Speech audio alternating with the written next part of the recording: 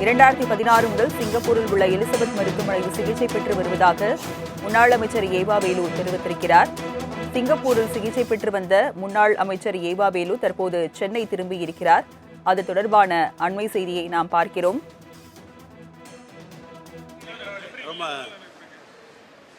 நேற்று தான் நான் மருத்துவருடைய ஆலோசனைக்கு பின்னால் ஊருக்கு போகலான்னு முடிவு பண்ண தான் நான் வந்திருக்கிறேன். முதல்ல நம்முடைய தமிழ்நாட்டுடைய தொலைக்காட்சி பத்திரிகை ஊடக நண்பர்களுக்கு என்னுடைய மனமார்ந்த நன்றியை முதல்ல நான் தெரிவிச்சுக்கிறேன்.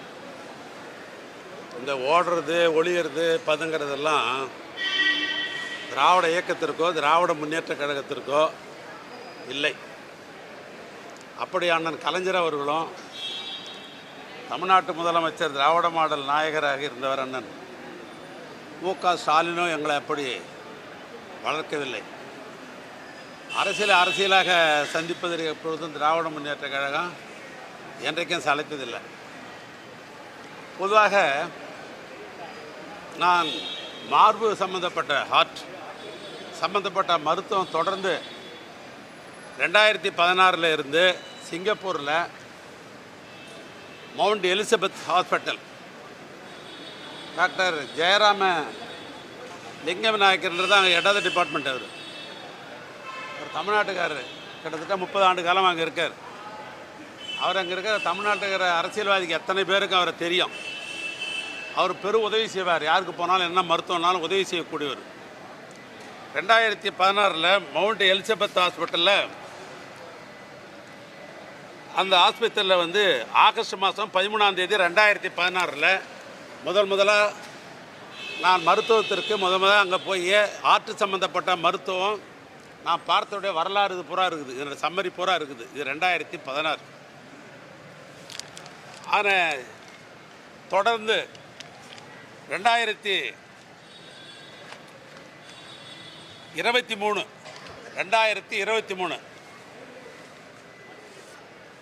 Mount Elizabeth hospital life health centre தேதி 2023 29/9/2023 அதே ஹாஸ்பிட்டலில் 23 போய் அதே மருத்துவமனைக்கு சென்று என்னுடைய உடல் பரிசோதனைலாம் முடித்துக்கின்னு 2023 வந்திருக்கிறேன். இது 2வது என்னுடைய தொடர்ச்சி. 3வதாக தேர்தலெலாம் உங்களுக்கு தெரியும். 5 ஆண்டு காலம் இந்த ஆட்சியில் பெரும் பணிகளை இரவென்று பாராமல் பணிகளை நாங்கள்லாம் மேற்கொண்டோம். தேர்தல் வந்தது.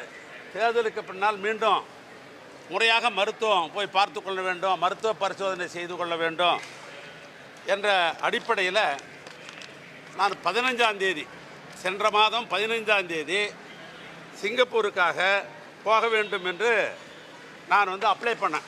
விசாவுக்கு அப்ளை பண்ணேன். இது விசாவுக்கு அப்ளை பண்ணி போன மாதம் 17ஆம் தேதி எனக்கு விசா கொடுத்துருக்குறாங்க. 15ஆம் தேதி சிங்கப்பூருக்கு போகிறதுக்கு மருத்துவத்துக்கு போகிறதுக்கு நான் அப்ளை பண்ணேன். 17ஆம் தேதி எனக்கு விசா கொடுக்கப்பட்டிருக்கிறது. அந்த விசா கொடுத்த அன்றைக்கி அடுத்தது இண்டிகோவில் அன்றைக்கி 17ஆம் தேதியை 25ஆம் தேதி போகிறதுக்கு டிக்கெட் போட்டிருக்கிறேன். 17ஆம் தேதி விசா கிடைச்ச உடனே அன்றைய தினமே இண்டிகோவில் 25ஆம் தேதி மதியம் 2:20 ஃப்ளைட்டு போகிறதுக்காக டிக்கெட் போட்டுக்கிறேன். அதனுடைய டிக்கெட்டு தான் இது. ஆனால் அன்றைக்கு 25ஆம் தேதி நான் மாலையில் புறப்படுறதுன்னு முடிவு பண்ண போது காலையில் 7 மணிக்கு என் வீட்டுக்கு காவல்துறை நண்பர்கள் சோதனை என்ற பேரில் என்னிடத்தில் வாரண்ட்டு காட்டினாங்க. என்ன வாரண்ட்டுன்னு கேட்டேன். சார் உங்கள் வீடு நாங்கள் சோதனை பண்ணணும் சார், ஒத்துழைங்கன்னு சொன்னாங்க. தாராளமாக ஒத்துழைக்கிறேன். இந்த காவல்துறை ஏற்கனவே சென்ற மாதத்துக்கு முன்னால் இதே தமிழ்நாடு அரசு எங்களுடைய நிர்வாகத்தில் பணியாற்றிய காவல்துறை தானே. அந்த காவல்துறை என்பதுன்னு அவங்க பொதுவானவர்கள் தானே.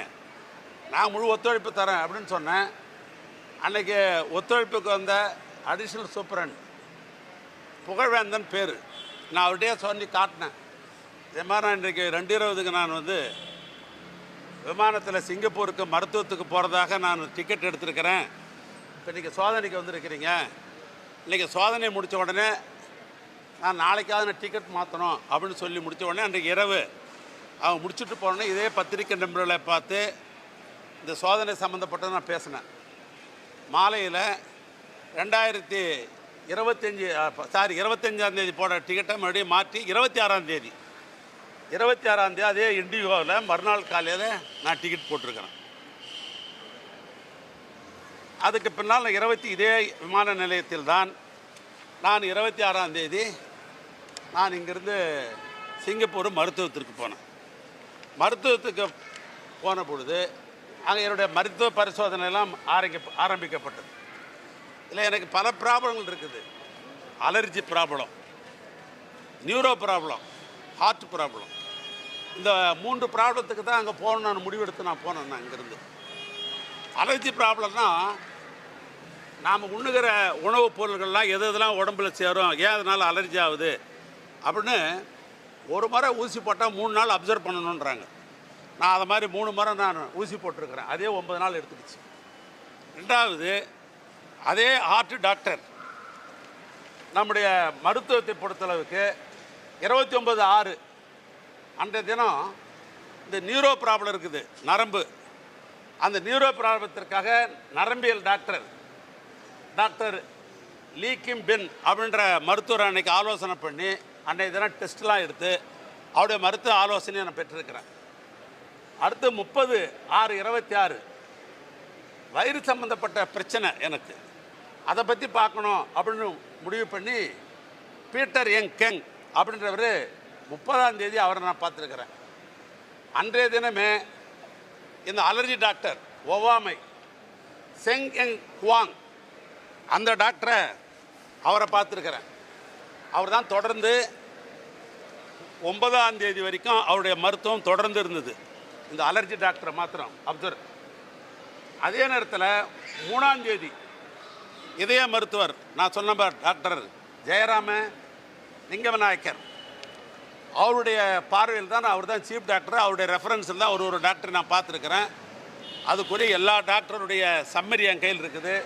ஒரு டாக்டர் என்ன ஆலோசனை கொடுத்துருக்காங்க, என்ன மருந்து கொடுத்துருக்குறாங்க, என்னன்றது பூராமே கம்ப்ளீட்டாக அவைகள் அத்தனையும் என்னிடத்தில் எல்லாமே இருக்குது. 3ஆவதாக அவர்கள் கொடுத்த மொத்தமும் இந்த கேஷ் ஷீட்டில் தான் மொத்தமும் இருக்குது. எல்லா டாக்டரும் கொடுத்தது இந்த 2026 சம்மரி கம்ப்ளீட்டாக.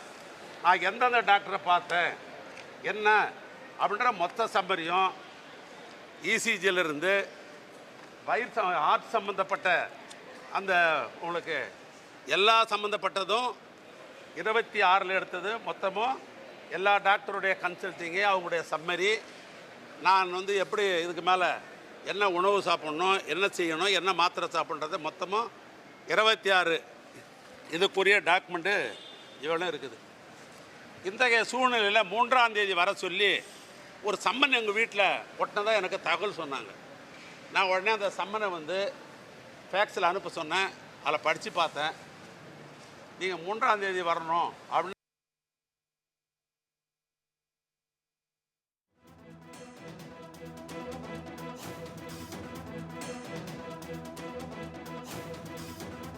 சிங்கப்பூரில் சிகிச்சை பெற்று சென்னை திரும்பிய முன்னாள் அமைச்சர் ஏவா வேலு செய்தியாளர் சந்திப்பை பார்த்தோம்.